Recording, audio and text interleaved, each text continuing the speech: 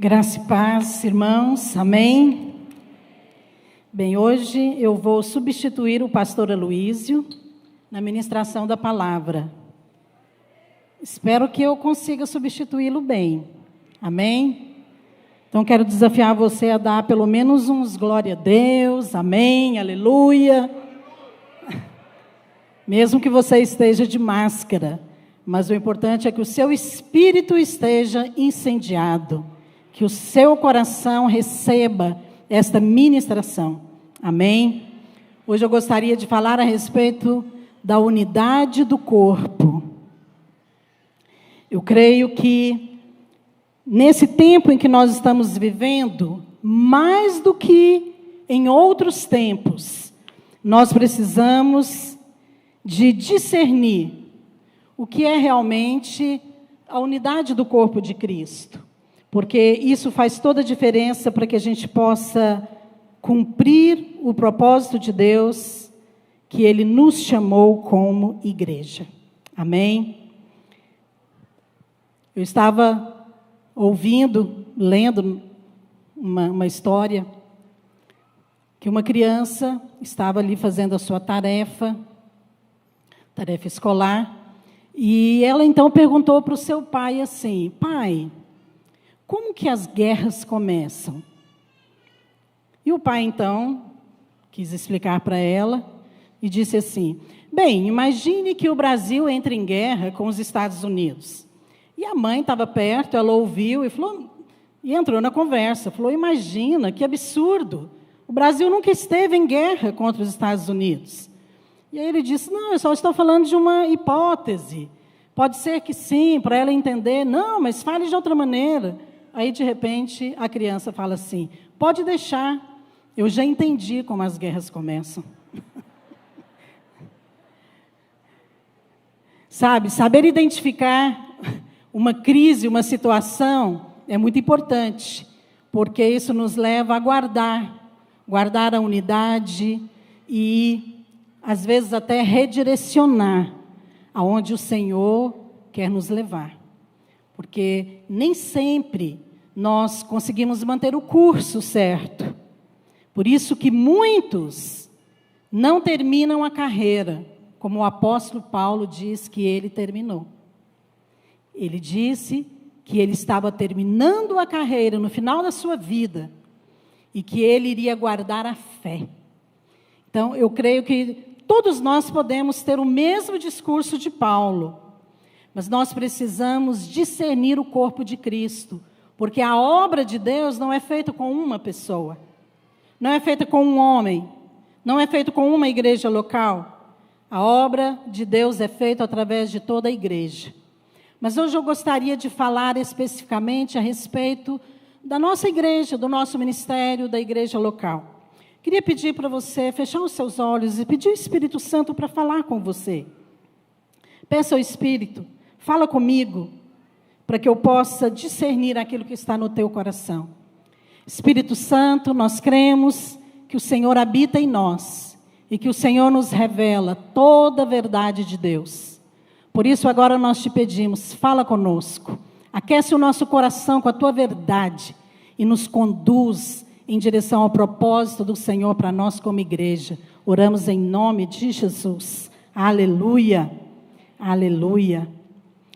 Bem, ao falar sobre a unidade do corpo, é importante que você entenda que sem unidade nós não edificamos coisa alguma para Deus. Nós podemos fazer muitas coisas, mas edificar é algo espiritual. Na verdade, a edificação da igreja, ela é obra exclusiva do Espírito Santo de Deus. Jesus mesmo afirmou: eu edificarei a minha igreja. Mas eu gostaria de ler um texto aqui em 1 João 17, que diz assim, 1 João 5, versículos 7 e 8, que diz assim: pois há 3 que dão testemunho no céu: o Pai, a Palavra e o Espírito Santo. E estes 3 são um. E 3 são os que testificam na terra: o Espírito, a água e o sangue. E os três são unânimes em um só propósito. Olha, o alvo de Deus é a unidade do corpo de Cristo. Porque é através da unidade que nós vamos manifestar o reino de Deus na terra. Nesse versículo aqui de 1 João, nós vemos que Deus está se expressando como um Deus triuno. Então, quando ele diz, e os três, está se referindo à pessoa da Trindade. Mas eu quero me deter nesta última expressão, unânimes num só propósito. Sabe que esta palavra no original, eu coloquei aqui para que você pudesse ver o destaque, a palavra e a palavra propósito, elas são a mesma palavra no original. E tem o mesmo significado, que é um. Então, Deus é um. E o propósito dele também é um. Então, não existe mais de um propósito. Uma vez que nós somos a igreja do Senhor, então nós estamos aqui para cumprir o único propósito de Deus, que é expressá-lo e manifestar o seu reino na terra. Talvez isso é algo tão óbvio para você, mas sabe, muitas vezes nós nos equivocamos nas obviedades. Naquelas coisas que parecem tão óbvias, é que às vezes nós esquecemos. Mas nós precisamos ter olhos abertos para entender isso aqui. Porque Deus se manifesta através da unidade do corpo. É por isso que o diabo, sabendo disso, ele trabalha para impedir a unidade do corpo.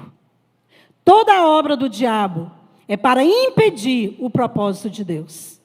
Então, quando nós discernirmos a unidade do corpo, nós podemos então resistir às obras do diabo e desfazê-las. Porque a Bíblia fala que esse é o nosso chamado. Jesus disse que nós deveríamos desfazer as obras do diabo na autoridade que ele nos deu.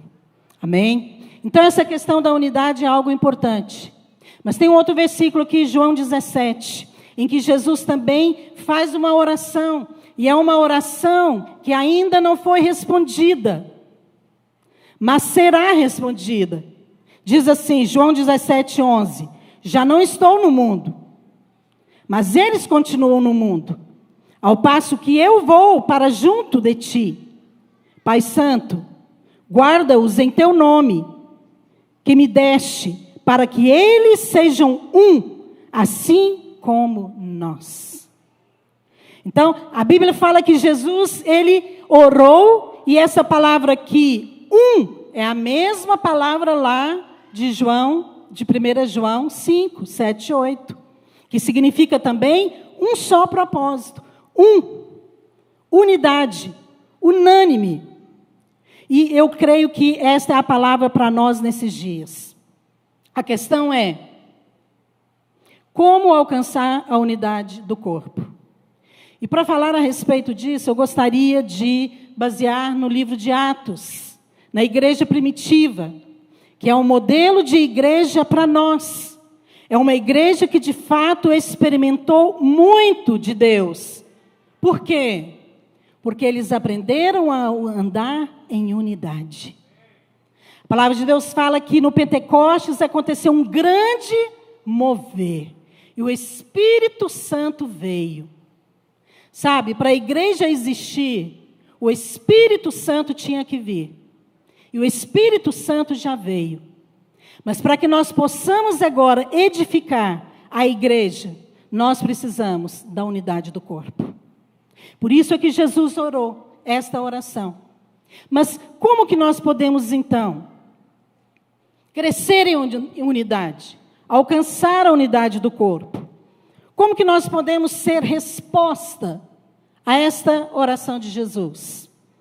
Vamos então colocar aqui 5 aspectos da igreja primitiva lá do livro de Atos. E eu gostaria de mostrar para você, para que você pudesse compreender que a unidade é algo espiritual, mas ela também é prática. Ela não é algo, não é um princípio espiritual distante da nossa realidade. Não, mas ela começa individualmente. Ok? Primeiro aspecto que eu quero compartilhar com você, e eu vou colocar os versículos aqui e você vai poder acompanhar. Unidade vem antes do cumprimento do propósito. Você pode repetir essa frase? Você que está em casa também, repete essa frase. Unidade vem antes do cumprimento do propósito. Olha o que está escrito em Atos 2, 1, 4. Ao cumprir-se o dia de Pentecostes, estavam todos reunidos no mesmo lugar. De repente, veio do céu um som e encheu toda a casa. E apareceram distribuídas línguas como de fogo, e pousou uma sobre cada um deles. Fala, cada um deles. Todos ficaram cheios do Espírito Santo, e passaram a falar em outras línguas, segundo o Espírito lhes concedia que falassem. Olha, esse texto aqui, ele está mostrando o momento, o contexto em que o Espírito Santo veio e passou a habitar dentro daqueles que creem. Eles já criam em Jesus. Jesus aqui já tinha subido aos céus. Essas pessoas que estavam reunidas, elas criam em Jesus, elas já tinham recebido Jesus como seu Salvador. Elas criam na obra da cruz. E elas estavam então aqui juntas. E aqui o texto faz questão de contar a respeito desse momento. Por quê? Porque havia uma palavra também de Jesus para eles. Olha o que Jesus disse para eles, lá em Atos 1, 5 a 9. Isso foi antes de Jesus subir aos céus. E comendo com eles, determinou-lhes que não se ausentassem de Jerusalém, mas que esperassem a promessa do Pai, a qual disse ele, de mim ouvistes, mas recebereis poder ao descer sobre vós o Espírito Santo. Olha, antes de Jesus ir, ele fez uma promessa. Ele falou, olha, vocês não vão ausentar de Jerusalém, vocês vão ficar aqui, e vocês vão aguardar o Espírito Santo. Então, o Espírito Santo viria, era uma promessa, mas tinha uma condição. Qual era a condição? Estar juntos. Estar juntos. Talvez aqueles outros lá de Samaria ou de outros lugares que os evangelhos relatam, que converteram muitas pessoas por onde Jesus passou, talvez alguns pudessem dizer, não, mas eu não posso ficar lá na minha região, já que é para esperar mesmo, eu espero lá. Não. A condição era esperar juntos. É por isso que o texto diz que eles estavam reunidos juntos. Quem? Os que criam. Os que criam na promessa. Os que estavam esperando o Espírito Santo. Agora, o Espírito Santo já veio. O Espírito Santo já veio. Qual a promessa para nós hoje, então? Será que todas as promessas foram cumpridas? Não. Existe uma. Que é aquela que age no nosso coração. Porque quando ele subiu, ele disse, eu vou voltar. Aleluia! Então o Senhor disse, eu voltarei. Então essa é a promessa para nós hoje. Só que a condição é a mesma. Se havia uma condição para a igreja de Atos, também tem uma condição para nós e essa condição é a mesma. A unidade do corpo. Permanecer juntos. Para que nós possamos ver a promessa se cumprir nos nossos dias. Eu gostaria de ver essa promessa se cumprir. Lá em Hebreus 10, 25, diz assim, não deixemos de congregar-nos. É uma ordem. Não deixe de congregar. Não deixe de reunir. É importante que todo crente, independente de onde ele está, no planeta, ele tenha a sua igreja local, para que ele possa congregar, porque a Bíblia diz, não deixemos de congregar, como é costume de alguns, antes façamos admoestações e tantos mais, quanto vedes, o dia se aproxima. O dia se aproxima. Então, ali em Hebreus já estava dizendo de um dia que ia se aproximar, e eu creio que é o dia que o Senhor vai voltar. E essa é a orientação para nós. Nós temos que nos reunir até o dia que ele voltar. Aquelas pessoas lá no Pentecostes estavam reunidas. Por isso receberam o Espírito Santo, que já era uma promessa. Então hoje nós precisamos dessa unidade, a unidade do corpo. E eu queria colocar aqui duas coisas para que você pudesse entender um pouco mais sobre essa questão de estar juntos. O que é isso exatamente? Bem, tem dois aspectos aqui importantes. Um em relação à comunhão. Então, a base da nossa comunhão com todos os irmãos, todos os que creem, independente de onde eles congregam, é a fé em Jesus. Então é por isso que muitas vezes nós vamos tomar a ceia, às vezes até em outra igreja, e as pessoas perguntam, você é crente? Então, se você é crente, se você crê, se você nasceu de novo, você então pode participar daquele momento. Porque a base da comunhão é a fé em Jesus. Ok? Mas existe algo que nós estamos falando aqui hoje em relação a esse modelo da igreja primitiva, que vai além, que é a edificação da igreja. Então, quando nós falamos da edificação da igreja, não basta apenas ter comunhão, precisa ter concordância. Precisa concordar, precisa crer na mesma doutrina, precisa ensinar, ter o mesmo ensino. É por isso que muitas vezes Paulo se dirige às igrejas, ali nas suas cartas, para corrigir doutrinas erradas, ensinamentos errados, porque muitos deixavam e tinham conceitos errados no coração. E isso ainda acontece hoje. Conceitos errados são infiltrados na nossa mente, no nosso coração, que são ensinos que nos levam a práticas fora do padrão da palavra. Então, na hora de edificar, não basta ter a mesma fé, precisa ter revelação. Precisa ter concordância. Então, isso é muito importante aqui, porque é a doutrina, é o ensino que vai nos levar à prática de edificar a igreja. Então, é muito comum você ouvir, às vezes, pessoas ensinando algo que muitas vezes nós não ensinamos aqui. Então, todo crente, toda igreja evangélica crê na salvação pela fé. Na salvação pela graça mediante a fé. Nós ensinamos isso para as crianças. Mas nem todos creem que essa salvação ela é única. Ela é de uma vez por todas. Alguns creem e ensinam que você perde a salvação. Não é o nosso caso. Então, existem muitos ensinos. Na época de Paulo também tinha ensinos assim. Então, Paulo mesmo corrige a igreja de Gálatas, falando, espera aí, vocês converteram através da graça, vocês creram, vocês não precisaram fazer nada, e agora vocês estão ensinando outra coisa? Então, eles estavam ensinando também a respeito da circuncisão, que era uma prática judaica. Então, Paulo está sempre ali, ajustando, colocando, percebe? Para edificar junto, precisa concordar. Precisa ter revelação. E o mesmo Paulo é quem fala lá em 1 Coríntios 3,12. Ele diz o seguinte, porém, cada um veja como edifica. Deixa-me ler desde o início. Porque ninguém pode lançar outro fundamento, além do que foi posto, o qual é Jesus Cristo. Contudo, olha aqui o porém, a explicação. Se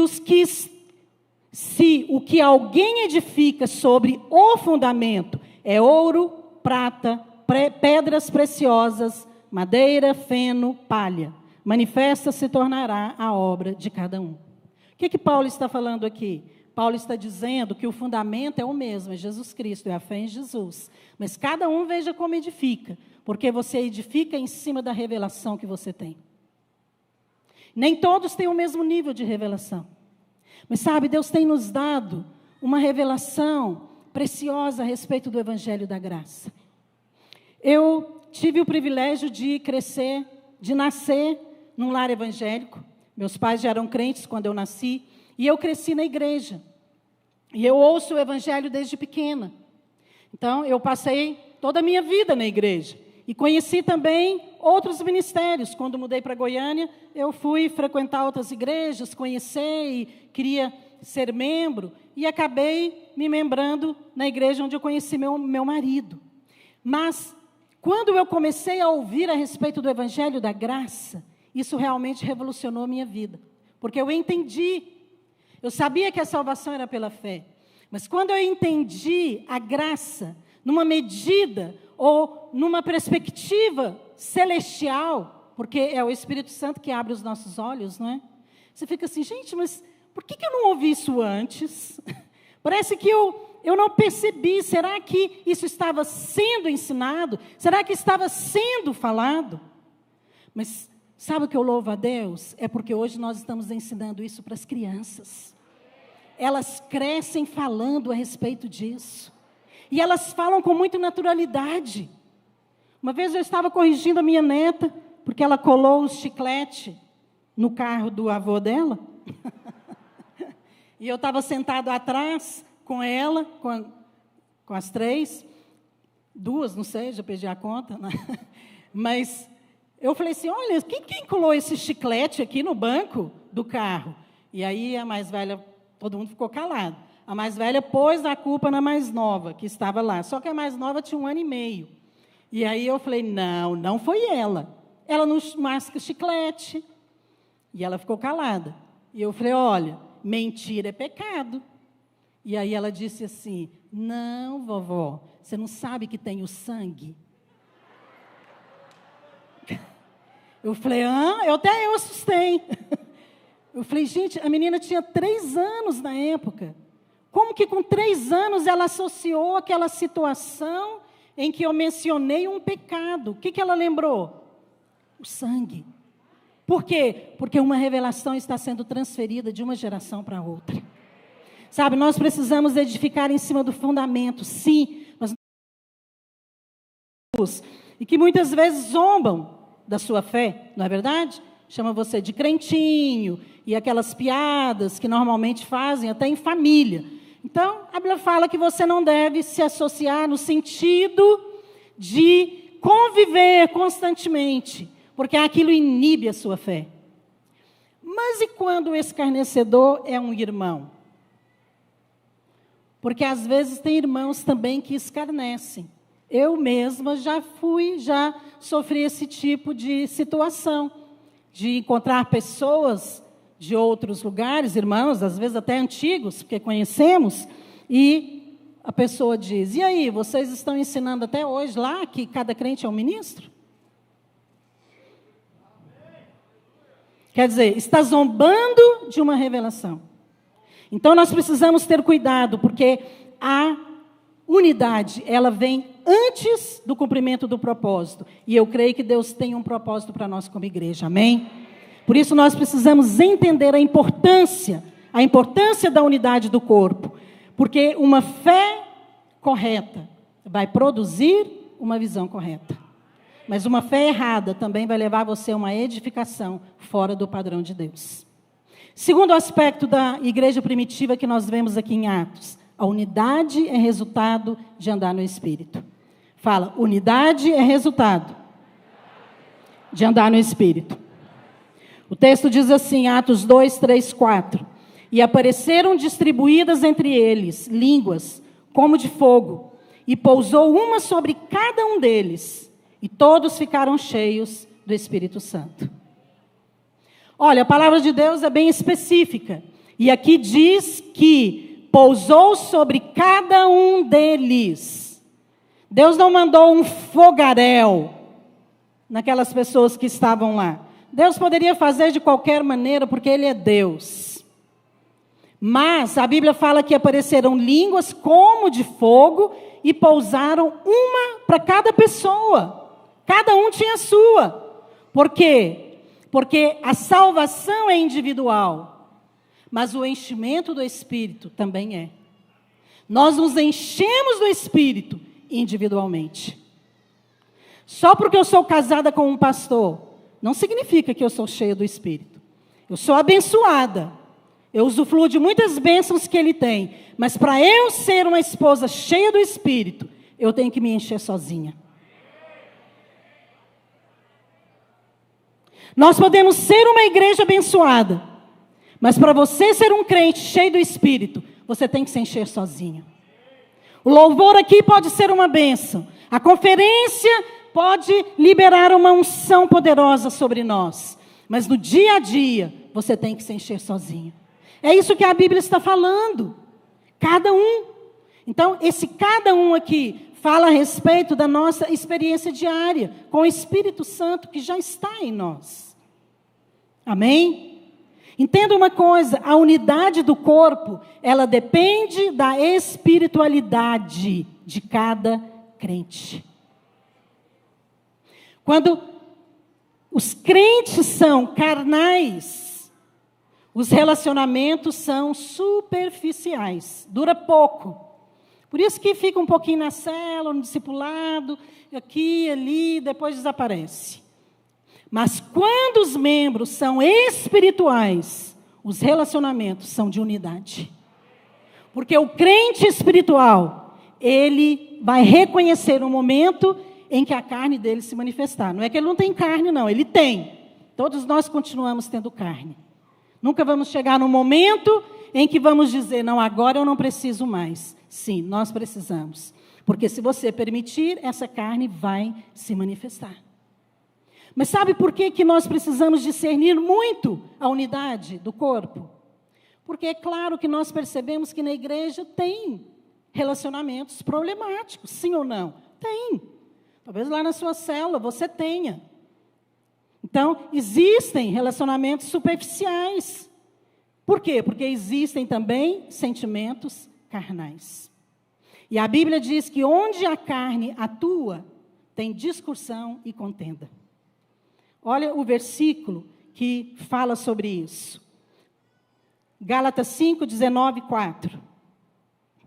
Ora, as obras da carne são conhecidas, e são prostituição, impureza, idolatria, inimizade, ciúmes, iras, discórdias, dissensões, facções, invejas, bebedices, glutonarias e coisas semelhantes a essas. Ou seja, tem mais coisa aqui. A Bíblia só mencionou algumas delas. Então, deixe-me te falar uma coisa, uma maneira muito prática de você aprender a ser cheio do Espírito. Eu sei que nós temos matérias que falam sobre isso e são importantes, e você deve estudar sobre isso e ler mais. Mas eu quero falar de um aspecto aqui. Se a unidade é resultado de andar no Espírito, então eu preciso aprender a andar no Espírito para eu manter a unidade do corpo. Percebe? Esse é o raciocínio. Agora, como que eu vou fazer isso? Isso é uma pergunta muito recorrente. Como que eu venço a carne? Como que eu ando no Espírito? Então, primeira coisa, você precisa ter consciência da carne, que ela existe. Por isso eu li para você aqui esse versículo. Então, a Bíblia diz que aqueles que nasceram de novo, eles ainda podem manifestar tudo isso aqui, esse sentimento, se você permitir, porque a sua carne está lá. Mas primeiro você tem que identificá-la. Se você não identificar, como que você vai vencer? Porque muitos, às vezes, acham que está sendo espiritual, mas às vezes está sendo carnal. E aí você acaba sendo pouco útil para Deus, sabe? Deus precisa de pessoas úteis. Úteis na mão dele. São aquelas pessoas que estão ali prontas para pregar, pronta para liderar.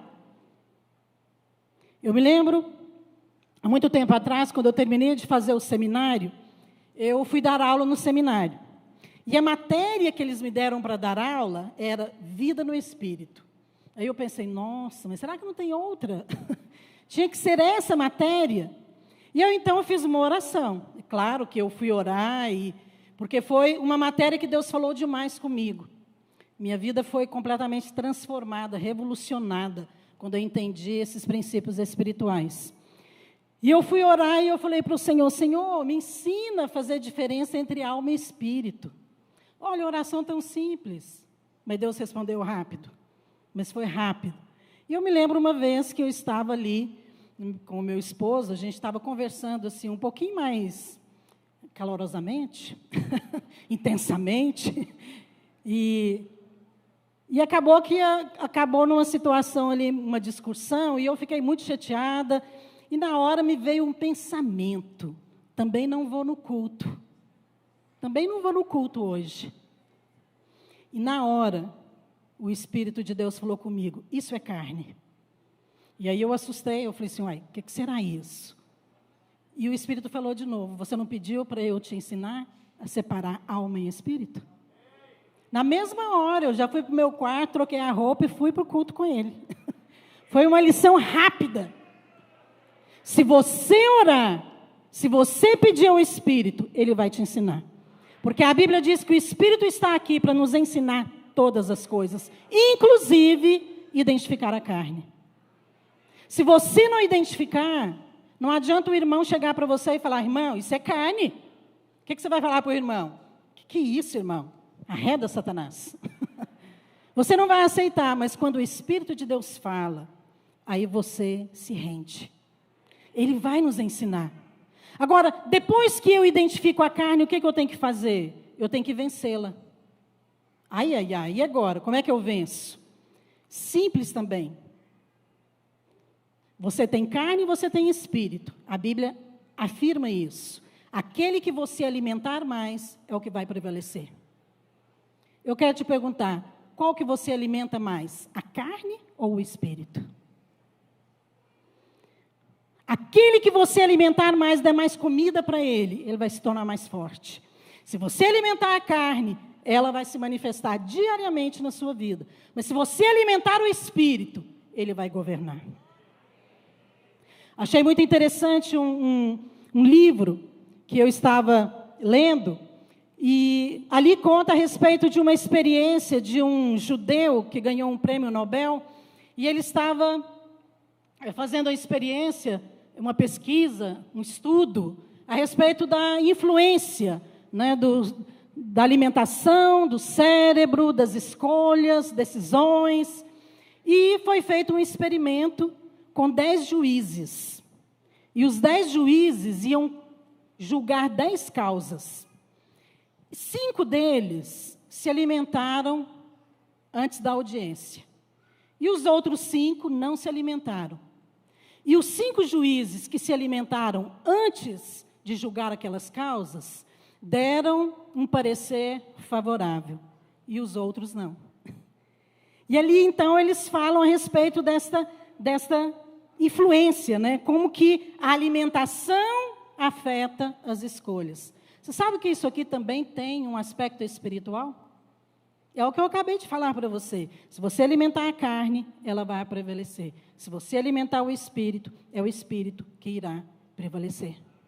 No texto que nós lemos aqui, lá de Gálatas, menciona vários tipos de sentimentos ou situações que a carne se manifesta. Um deles é a discórdia. O que é discórdia? Discussão. Então, através de uma discussão, às vezes pode vir um desentendimento sério e aquilo pode gerar o quê? Inimizade. E uma inimizade pode gerar o quê? Uma divisão. Percebe? Então, é um processo. Mas você pode ter certeza de uma coisa, aonde a carne se manifesta, pessoas serão feridas. Tem um versículo, Gálatas 5,15, que diz assim: se vós, porém, vos mordeis e devorais uns aos outros, vede que não sejais mutuamente destruídos. Olha, é uma expressão muito forte, você não acha? Morder, parece coisa de criança, não é? Criança de 3 anos é que fica mordendo os coleguinhas. Mas o texto está dizendo morder. Sabe o que significa essa palavra? No original significa ferir a alma. Morder significa ferir a alma. Isso significa que toda vez que a carne se manifesta em um relacionamento, alguém sai ferido. É por isso que para nós mantermos a unidade do corpo, nós precisamos vencer a carne. Não é uma escolha. Não é uma escolha.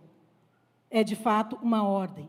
E nós vencemos quando nós identificamos e quando nós alimentamos o nosso espírito. Amém? Terceiro aspecto importante em relação à unidade do corpo, que nós percebemos ali na igreja primitiva.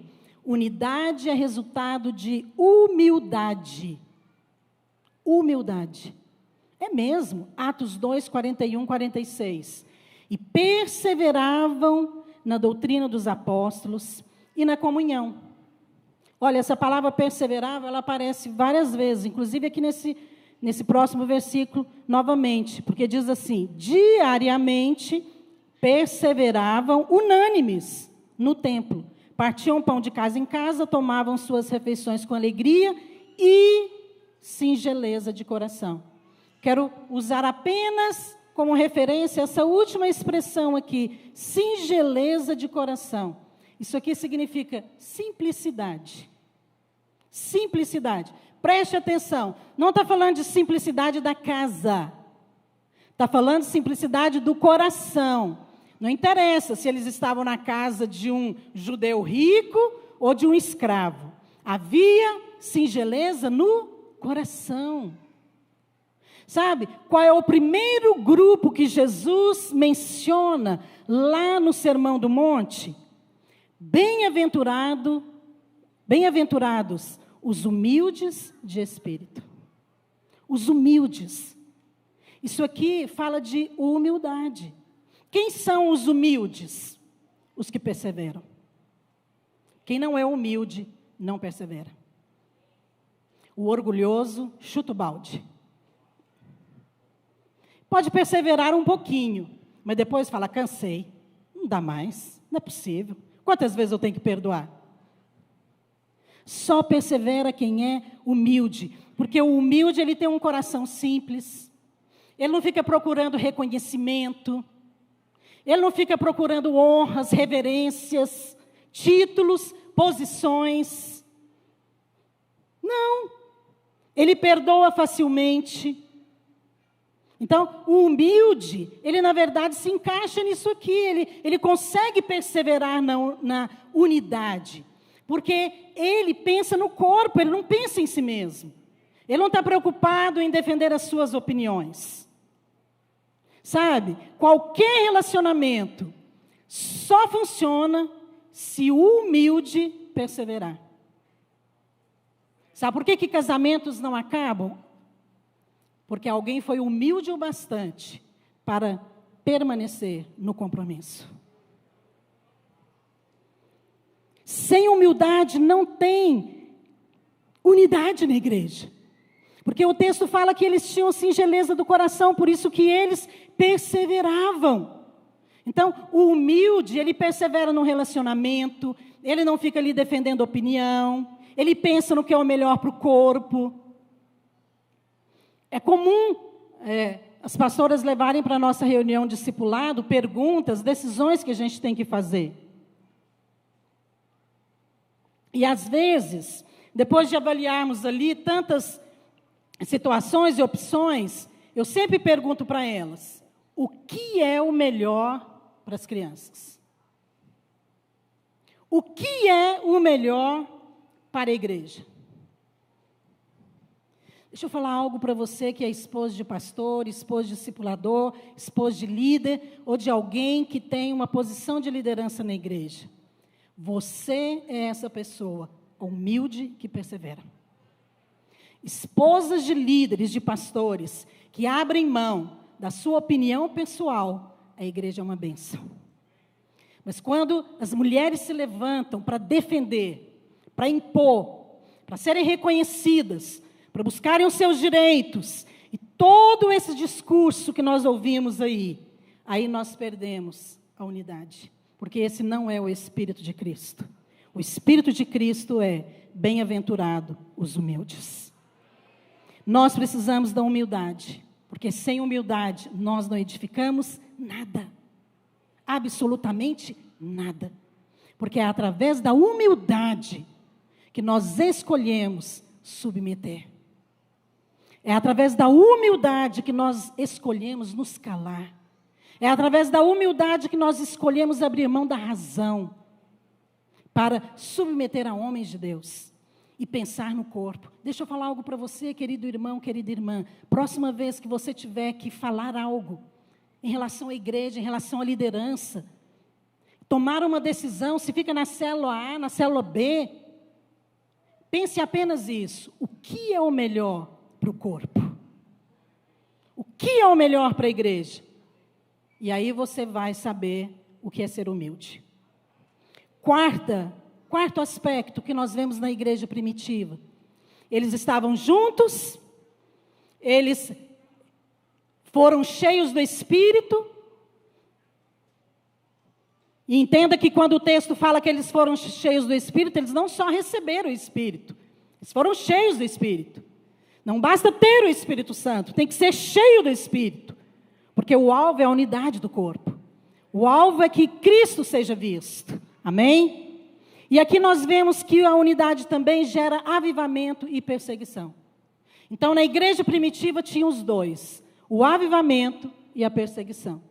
É interessante que o nosso raciocínio natural, nós sempre pensamos assim: não, na hora que passar a perseguição, o avivamento virá. Interessante, porque na igreja primitiva não foi assim, os dois vieram juntos. Você está preparado para o avivamento? Agora você está pensando melhor, né? Mas a Bíblia diz que havia um avivamento, eles foram cheios do Espírito Santo, de uma maneira tão grande, que as pessoas que estavam do lado de fora, ali do local onde eles receberam, onde aconteceu o Pentecostes, elas começaram a vir. E chamou a atenção delas. E sabe o que aconteceu? Logo depois, Pedro foi lá e pregou para eles. Olha, aquele culto ali não estava na agenda. Ele aconteceu porque houve uma explosão. A Bíblia fala que entrou um som na casa. Que som? Que isso? Que som é esse? É o som do céu. E as pessoas ouviram e foram atraídas. Quando elas chegaram lá, elas viram as pessoas falando em línguas. E aí elas ficaram assustadas, sabe? Virou um efeito dominó celestial. A Bíblia fala em Atos 2,14. Então se levantou Pedro e advertiu. O que ocorre é que foi dito por intermédio do profeta Joel. E acontecerá nos últimos dias, diz o Senhor, que derramarei do meu espírito sobre toda a carne. Olha, percebe, ali ainda não foi toda a carne, hein? Vossos filhos e vossas filhas profetizarão. Vossos jovens terão visões. E sonharão vossos velhos. Então, Pedro, na verdade, ele falou a respeito de uma promessa. Essa promessa já tinha sido liberada da parte de Deus. Então, aquele momento ali ia acontecer, porque Deus já tinha falado, através do profeta Joel. Pedro apenas nos lembrou, falou: olha, vocês conhecem as Escrituras, lembra? Ele falou que ia descer o Espírito, que as pessoas iam ficar cheias.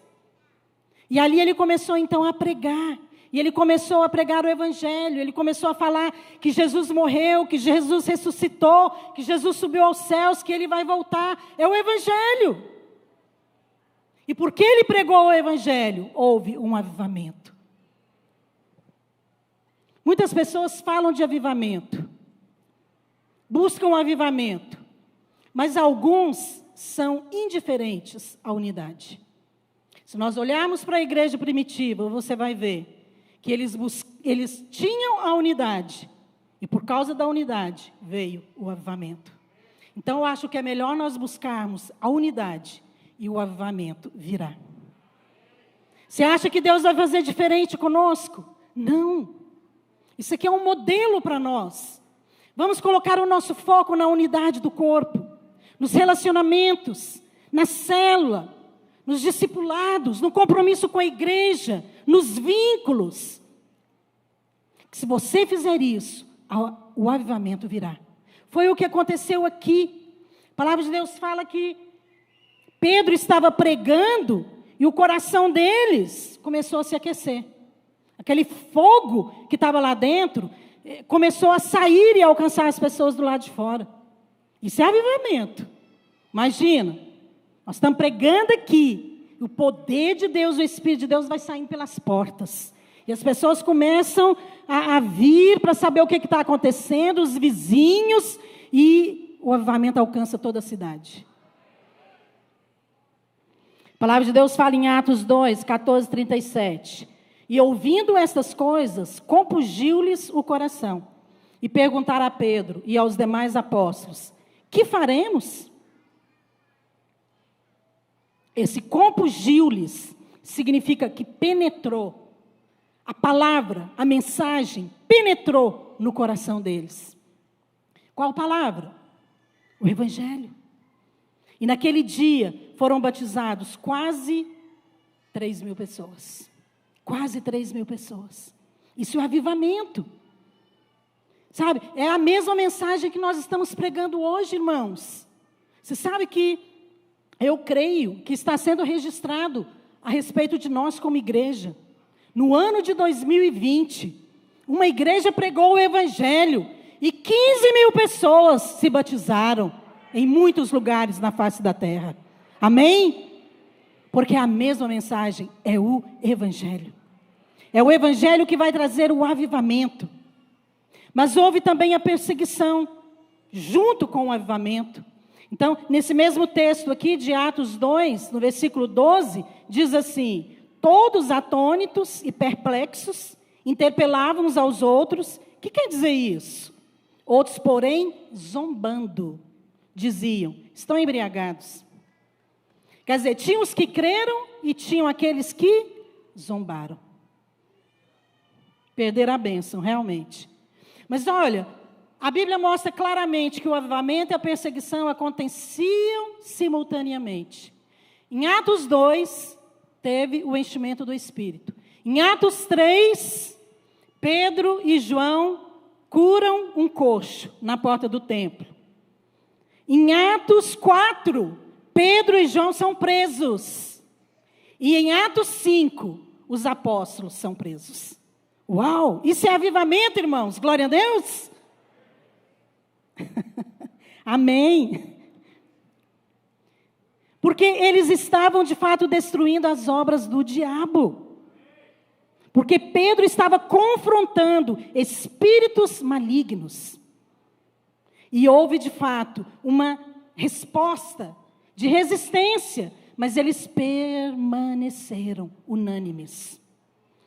Em Efésios 4:3 diz assim: esforçando-vos diligentemente por preservar a unidade do Espírito no vínculo da paz. Olha, o texto diz: esforçando para preservar a unidade. Se a Bíblia diz que nós temos que esforçar para preservar a unidade, é porque existe o risco de se perder. Existe. Quando é que a unidade do corpo é testada? No meio das perseguições. Das perseguições. Não faça parte daquele grupo de irmãos que gostam, às vezes, de culpar os irmãos, culpar a igreja. Porque no momento mais difícil da minha vida eu estava sozinho, ninguém me ligou, ninguém foi me visitar. Será que esse membro estava vinculado? Será que esse membro realmente estava ligado? Estava ali unido ao corpo? Ou será que ele por si mesmo já estava se desligando? Porque olha, irmãos, eu vou falar algo para vocês, de igreja eu entendo um pouquinho. Eu já vi muito filme. E eu já percebi que o diabo não é original, ele gosta de reprise. Porque esses filmes se repetem. Então, não adianta você reclamar da igreja e dos irmãos. Eu nunca vi um povo mais fiel, solidário, comprometido do que os crentes. Nós somos comprometidos até com quem não é crente. Nós estamos ali numa creche, cuidando de quase 300 crianças, e muitas delas nem são da igreja, os pais. Por que nós iríamos fazer isso? Porque nós temos um compromisso com o reino. Porque nós estamos aqui para servir. não apenas a igreja, mas servir a comunidade, servir a nossa cidade, servir ao reino. Sabe, é muito importante que você entenda que a questão da perseguição e do avivamento, eles vão acontecer juntos. Mas vai ter bênção também, não é só crise, não. Uma vez eu ouvi uma história de um irmão que estava chateado com a igreja. Aquele dia mal. E aí ele acordou, e a mãe foi chamar ele para ir para o culto. Ele falou, não vou no culto hoje não. E ela falou, mas por que não? Ele falou, porque aquele povo não gosta de mim. E eu também não gosto deles. Aí a mãe falou assim, eu vou te dar 2 razões porque você vai. Primeiro, porque você tem 40 anos. E segundo, porque você é o pastor da igreja. Olha, a perseguição, o desânimo, a crise, seja lá o nome, ela virá para muitos, para a liderança também. Mas nós precisamos aprender a estar vinculados.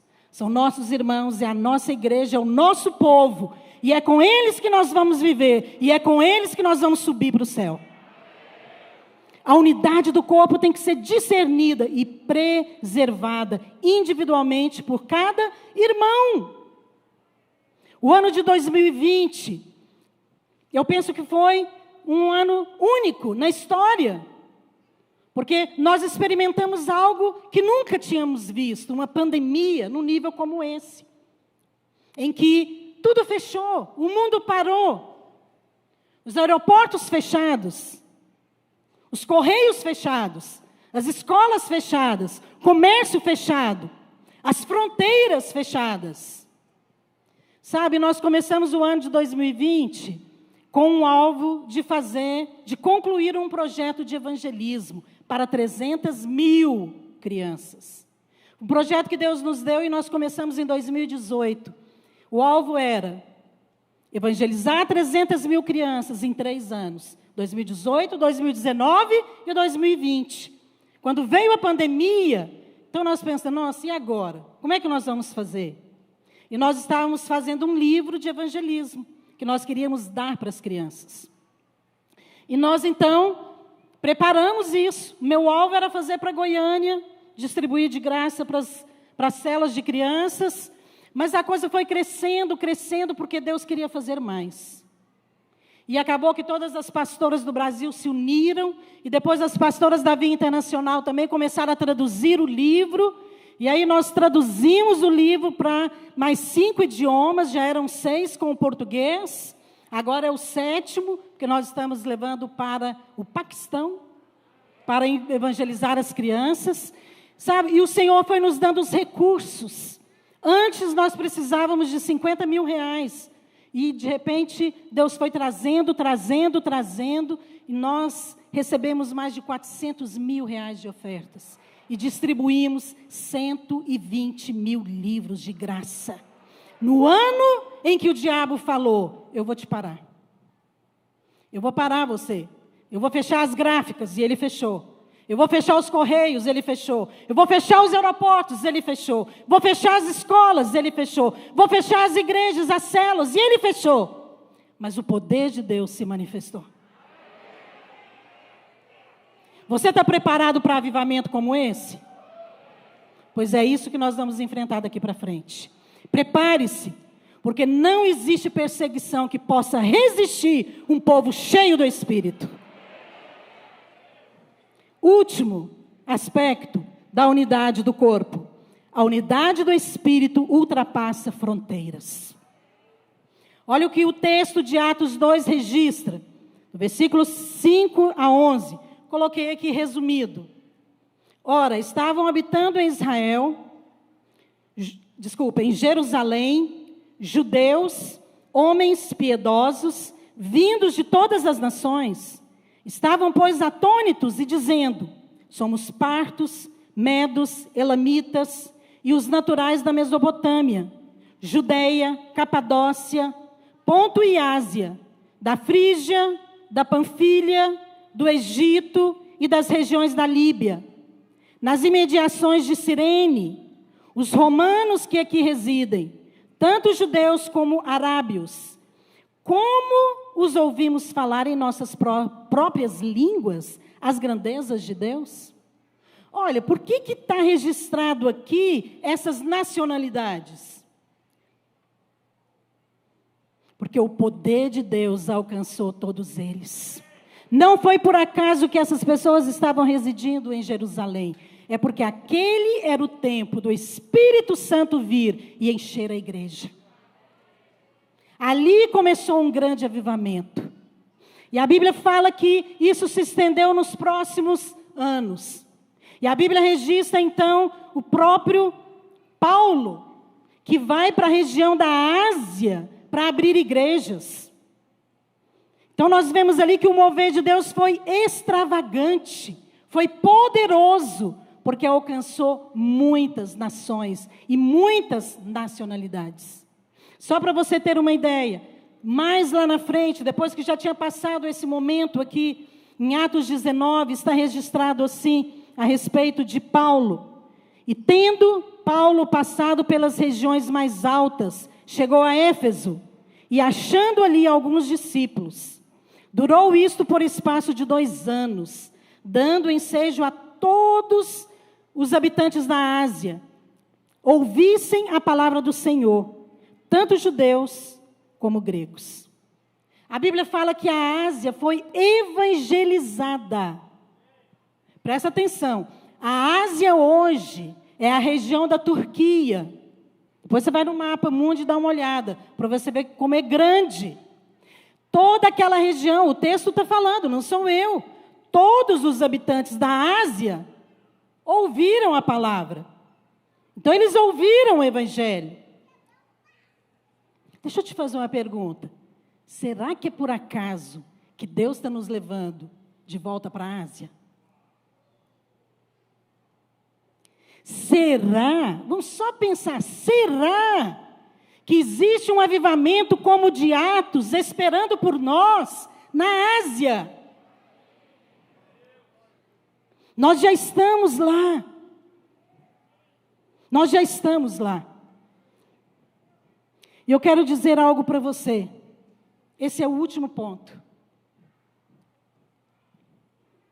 A unidade ultrapassa fronteiras. Uma igreja unida, ela pode alcançar o mundo inteiro. O mundo inteiro, porque a igreja de Atos alcançou. Na medida deles, e nós podemos alcançar uma medida muito maior. Eles não tinham televisão, eles não tinham Bíblia, eles não tinham satélites, eles não tinham nenhum dos recursos que nós temos hoje. E eles alcançaram uma região inteira com o Evangelho.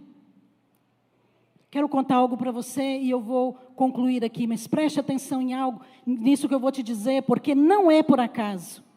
Em 2012, nós estávamos numa viagem de Israel e fomos visitar as 7 igrejas do Apocalipse. E nós passamos na Turquia. Nós fomos visitar Éfeso. E um dia nós estávamos ali chegando, nós estávamos lá na Turquia. E quando o grupo todo chegou, era um grupo grande, uns 50, 60 pessoas. Na hora, um grupo de crianças veio e correu para nós. As pessoas ficavam de longe, mas esse grupo de crianças correu. Naquela hora, o Espírito de Deus falou comigo: comece a orar pelas crianças na Turquia. E eu sei quando Deus fala comigo, e eu comecei a orar. 2012 eu comecei a orar pela Ásia. Porque o Espírito de Deus foi me levando a orar pelas crianças, pelas igrejas. Há 3 domingos atrás, nós vimos se cumprir. Em 2019, chegou aqui em Goiânia um rapaz da Turquia, que veio fazer o seminário. Há 3 semanas atrás, 2021, nós enviamos um missionário para a Turquia. Isso não é por acaso. Existe um avivamento nas nações. Mas esse avivamento virá através de uma igreja como essa, que valoriza e que discerne a unidade. Sabe, eu quero concluir aqui esta palavra, porque eu creio realmente que não é por acaso tudo que Deus está fazendo conosco. Eu creio que o Senhor tem nos dado revelação do Evangelho da Graça, para que esta palavra possa chegar em outros lugares, porque existe um grande avivamento sobre nós e adiante de nós. A igreja primitiva experimentou a chuva temporã. Depois você vai lá em Joel e lê essa profecia. Joel 2. A chuva temporã são as primeiras chuvas. Lá na igreja primitiva foram as primeiras conversões. Lá foi o primeiro derramar do Espírito. Mas vai vir a chuva serôdia, que são as últimas chuvas para a grande colheita. Aleluia! E eu quero participar dessa grande colheita. Mas para isso, nós precisamos preservar a unidade do corpo, porque é isso que Deus tem para nós nesses dias. Fique de pé onde você está. Queria que nós orássemos. Queria que nessa hora você, por um momento, apenas esqueça o seu compromisso agora. Por um minuto, feche os seus olhos. Feche os seus olhos e fala para o Senhor. Fala com o Espírito Santo, esse que habita dentro de você. Fala com Ele. Senhor, se depender de mim, eu vou preservar a unidade do corpo. Amém? Gostaria que você repetisse essa oração. Mesmo você que está em casa assistindo, ou você que está ouvindo essa palavra agora pela primeira vez. Feche os seus olhos, repete comigo. Fala, eu creio que o Espírito Santo habita no meu espírito. Por isso, eu decido andar no Espírito e preservar a unidade do corpo. Eu creio que o Espírito Santo me ensina, através da humildade, a preservar a unidade. Por isso eu creio que eu farei parte desse grande mover do Espírito que vai alcançar as nações. E essa grande colheita através da igreja. Em nome de Jesus. Aleluia. Glória a Jesus. Que Deus abençoe vocês. Amém.